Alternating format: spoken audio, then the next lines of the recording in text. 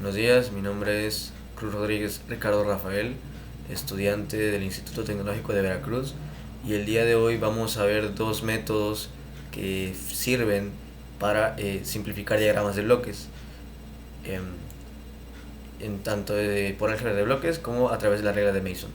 Entonces, comencemos, ¿no? Primeramente, este es mi diagrama de bloques, el que está viendo aquí en pantalla. Es un diagrama de bloques que simula un sistema que en este caso tiene varias topologías. En este caso, como vemos, tiene aquí dos bloques en paralelo, tiene retroalimentaciones, claramente va a tener elementos que se encuentran en serie o en cascada, y a continuación vamos a ver cómo existen también movimientos permitidos para simplificar esta función y obtener una función de transferencia. Entonces el primer paso que tenemos que hacer es simplemente asignar nombres a las plantas y a las retroalimentaciones para que al momento de operarlo no sea tan complicado. En este caso a las plantas G1 y en la retroalimentación H1. En este caso vemos un síntoma para aplicar un movimiento permitido, que en este caso es cuando tenemos dos bloques detrás de una unión suma-resta. En este caso, como están el mismo bloque se encuentra antes de las dos ramas que conectan en una unión suma, una forma de simplificar esto es simplemente pasando ese bloque delante de esa unión suma. Como se observa aquí, tenemos este caso, se observan los bloques de color azul. Vamos a hacer es pasarlo después, y ahora simplemente lo vamos a colocar una vez en lugar de tenerlo dos veces, y por lo tanto vamos a hacer más sencillo el proceso. Hacemos esto, como vemos ya se encuentra aquí un solo bloque en lugar de dos, y ahora tenemos otros dos síntomas, otras dos topologías.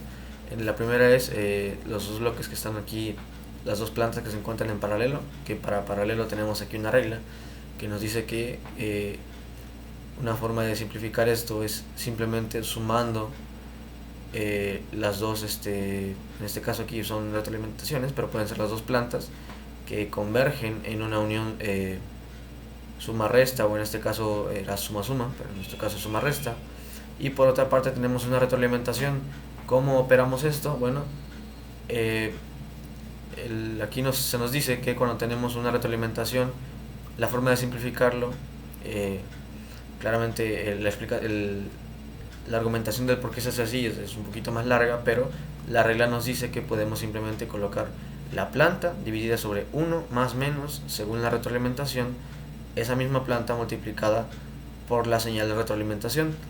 Entonces aquí tenemos G2, nos quedaría, bueno, en este caso es menos, entonces sería G2 sobre 1 menos G2 por H1, porque H1 es la señal de retroalimentación. Y nos va a quedar así. G2 sobre 1. En este caso, como el signo que está aquí para el signo que vamos a colocar en el bloque ya simplificado va a ser el inverso al que tengamos de entrada aquí en la unión suma-resta. En este caso, como es una entrada negativa, aquí se va a colocar un signo positivo, como se observa aquí.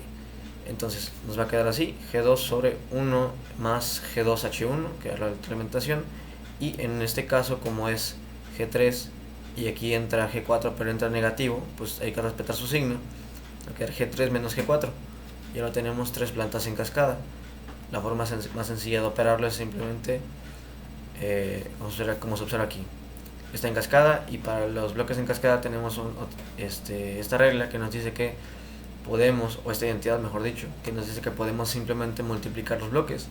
Entonces vamos a hacer eso, multiplicamos los bloques, en este caso G1 por G2, y todo esto multiplicado por G3 menos G4 con un solo denominador común, ¿no?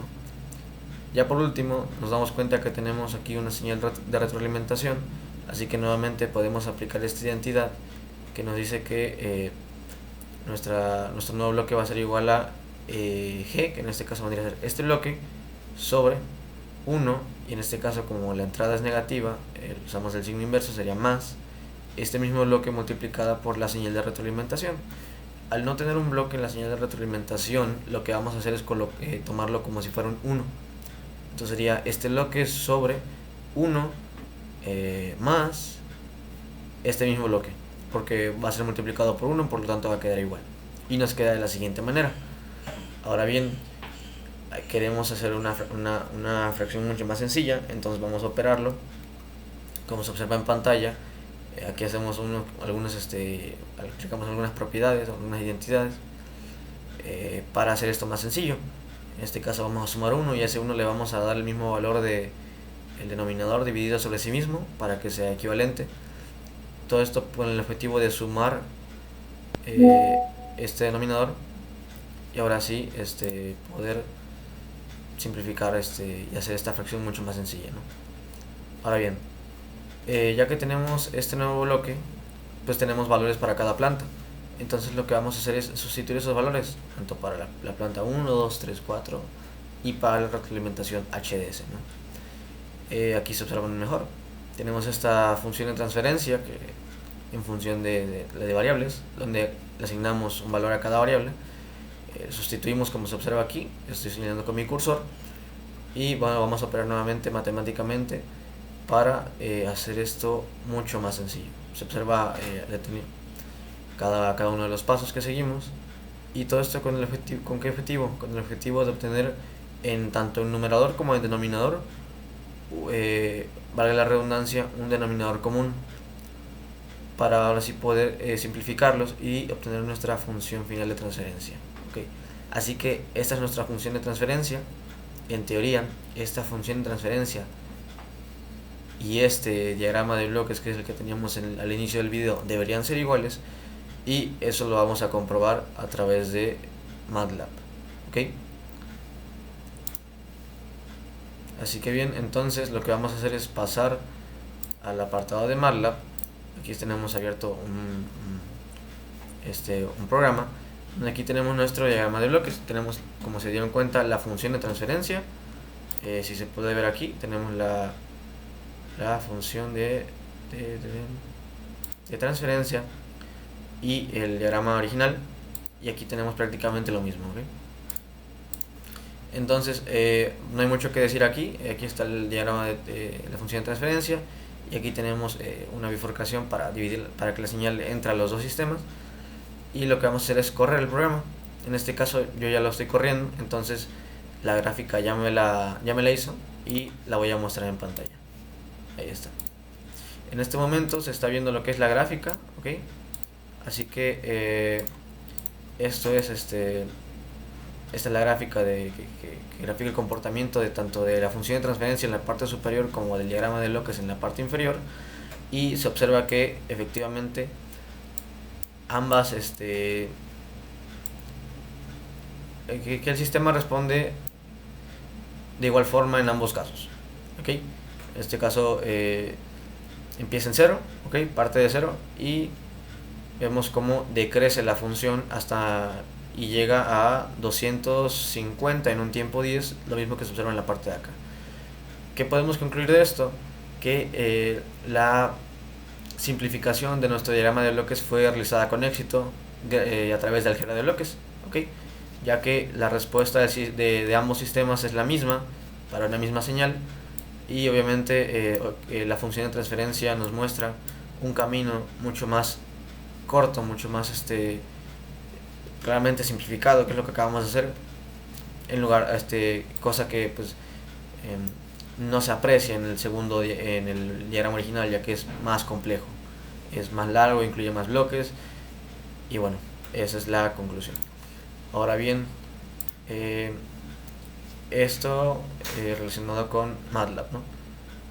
Vamos a dejar de mostrar esto y vamos a ir a otro punto importante otra forma de obtener la función de transferencia, que es aplicando la regla de Mason.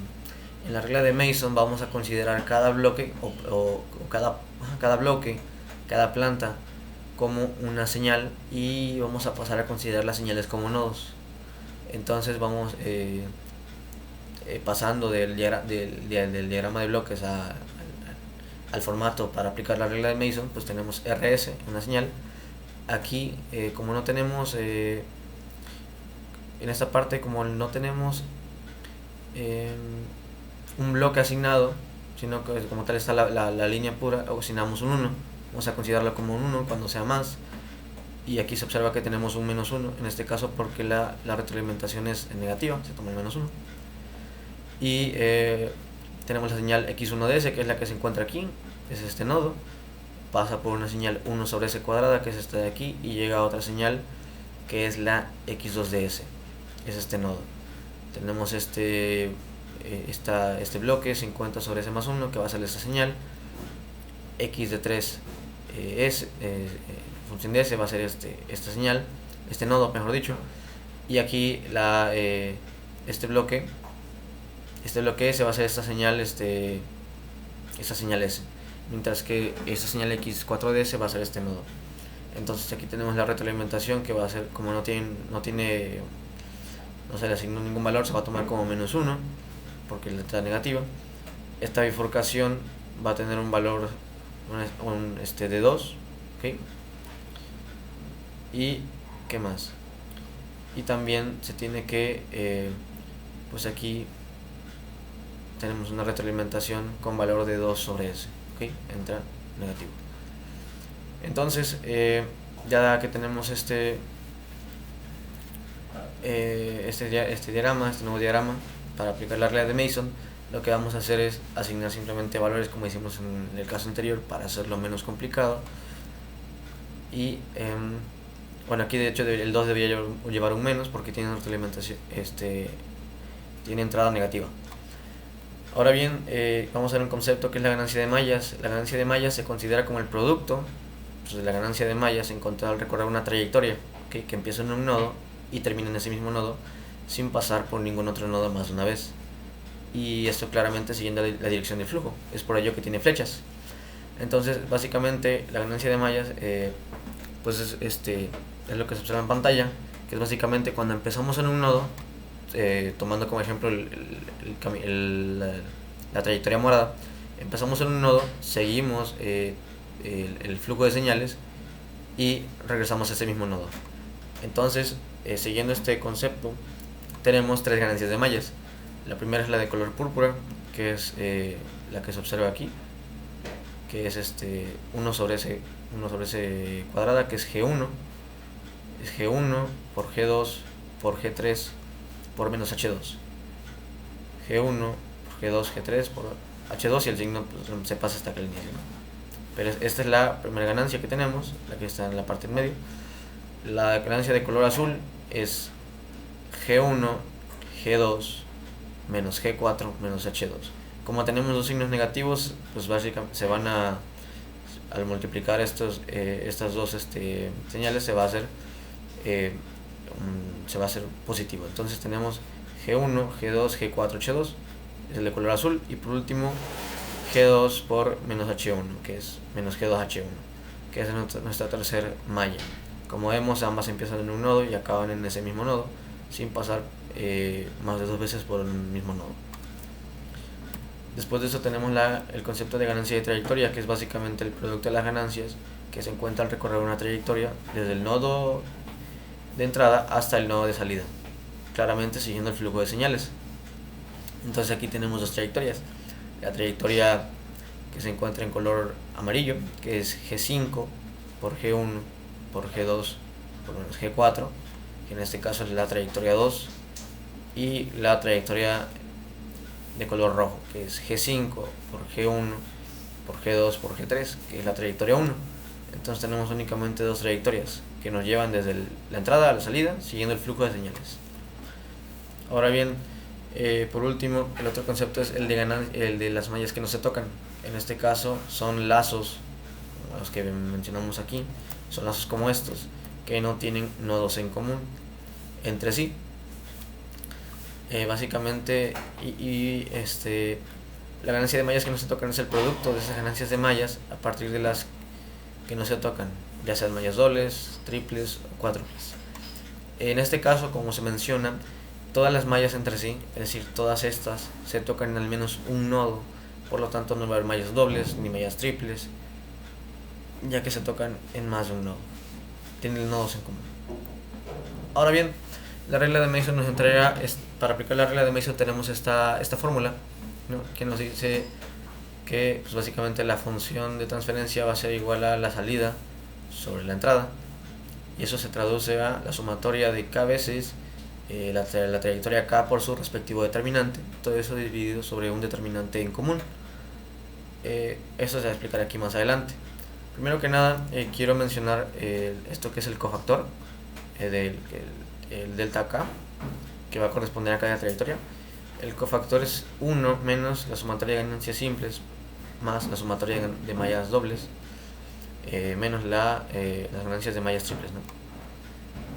Y así sucesivamente. Esto se explica aquí. El cofactor se forma, el cofactor tiene, pues como tenemos dos trayectorias, tenemos dos cofactores para cada trayectoria. El cofactor de la trayectoria 1 se forma cuando eliminamos la trayectoria 1 y nos quedan, y vemos que lazos se pueden formar, o sea que lazos se cierran. Sin embargo, aquí como vemos no se cierra ningún lazo, por lo tanto en la fórmula no vamos a tener ni ganancias simples, ni dobles, ni triples, ¿ok? Eso que quede claro.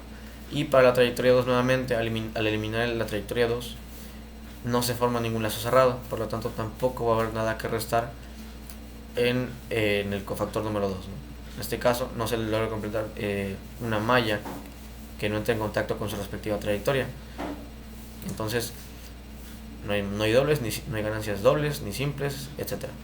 Y por lo tanto los cofactores van a valer 1, y eso se explica aquí.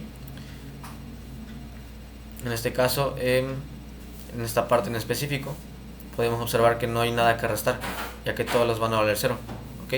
Por lo tanto, los cofactores 1 y 2, que van a corresponder a la trayectoria 1 y 2, van a valer 1.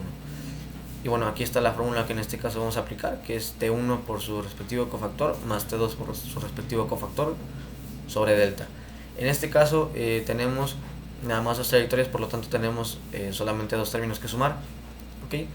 Y bueno, ¿qué trayectorias van a ser? La 1 y la 2 son las que ya vimos anteriormente, que es G5, G1, G2, G3 y menos G5, G1, G2, G4.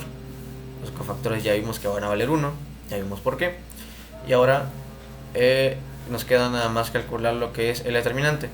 El determinante va a ser igual a 1 menos la sumatoria de ganancia de mallas simples más la sumatoria de ganancia de mallas dobles menos la sumatoria de ganancia de mallas triples más la sumatoria de ganancia de mallas cuádruples. En este caso no hay mallas dobles, ni mallas triples, ni mallas cuádruples, por lo tanto solamente vamos a tener mallas simples, ¿ok? Y es como lo que se observa en pantalla, es delta va a ser igual a 1 menos la sumatoria de las mallas simples, que cuáles son las que tenemos aquí, que estoy señalando con mi cursor. Entonces vamos a sumarlas respetando su signo. Sería menos G2H1, menos G1, G2, G3H2, más G1, G2, G4H2. Ahora bien, al operarlo aquí dentro de esta resta, pues se va a hacer el signo negativo. Por lo tanto, bueno, como es hay que restar todo este término, los signos se van a invertir y nos va a quedar este determinante de aquí, ¿okay? Nuestro determinante va a ser igual a esto, ¿okay? Ahora que nos queda, simplemente sustituimos. Entonces tenemos T1, aquí está, multiplicado por delta 1, que va a valer 1, va a quedar igual. Y en este caso va a ser más la trayectoria 2 por delta 2, que la trayectoria 2 es negativa, entra con el signo menos. Y todo eso dividido sobre el determinante que acabamos de calcular, ¿ok? Ahí está. Ahora, ya que tenemos esto, pues básicamente lo que observamos es que ambas funciones de transferencia son iguales. Aquí lo único que hicimos, para llegar a tal cual la que tenemos acá al final, fue simplificar. Y es que nos damos cuenta que G5, si nos regresamos más atrás, aquí lo podemos ver, G5 vale 1, ¿okay? G5 vale 1 y H2 vale 1, nada más que entre negativo. Entonces lo que hacemos es pero como tal, menos es de aquí, por lo tanto H2 corresponde al 1, ¿ok? Eso quiero que quede claro. Entonces lo que hacemos simplemente es simplificar. G5 vale 1 y aquí vale 1, por lo tanto lo podemos quitar de la ecuación. y H2 también vale 1, entonces lo podemos quitar tanto de aquí como de acá. Nos va a quedar G1, G2 menos, bueno, G1, G2, G3 menos G1, G2, G4. De aquí podemos factorizar G1 y G2 y nos va a quedar G3 menos G4. Mientras que en el denominador podemos, al simplificar esto, nos va a quedar 1 más G2H1, ok, todo eso más G1, G2, G3 menos G1, G2, G4. Nuevamente podemos factorizar aquí G1 y G2 multiplicados por G3 menos G4. Y es así como llegamos a esta función de transferencia. Y bueno, como vemos, tanto la función de transferencia obtenida a través de la regla de Mason como la función de transferencia obtenida a través del álgebra de bloques son exactamente iguales. De aquí podemos concluir que tanto un método como otro son aplicables, son funcionales y nos ayudan a obtener una función de transferencia desde un punto inicial, que es un diagrama de bloques un poco extenso, que puede complicarse, que puede ser difícil de interpretar. Nos ayuda, lo podemos simplificar a una función mucho más compacta a través de ambos métodos, ¿no? Usando la regla de Mason y usando el álgebra de bloques. Y bueno, eso es lo que concluimos con este video, que ambos métodos son válidos, que ambos métodos son aplicables y que ambos métodos nos entregan una función de transferencia idéntica, mencionando que desde mi punto de vista, a través de la regla de Mason es un poco más sencillo este proceso. Y bueno, al final se obtiene lo mismo, ¿no? Que es una función de transferencia donde mi entrada va a pasar por una planta, por un bloque, por una función de transferencia que me va a entregar una salida, ¿ok? Y bueno, ya no hace falta simularlo en MATLAB, ya que es exactamente el mismo. Entonces, pues básicamente, al ser los mismos, el proceso aplicado aquí va a ser el mismo y vamos a llegar a lo mismo, ¿no? Que es la misma función de transferencia, que como ya vimos en MATLAB nos entrega este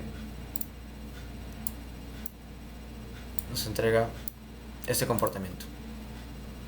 Eso sería todo por mi parte. Me despido y muchas gracias por su atención.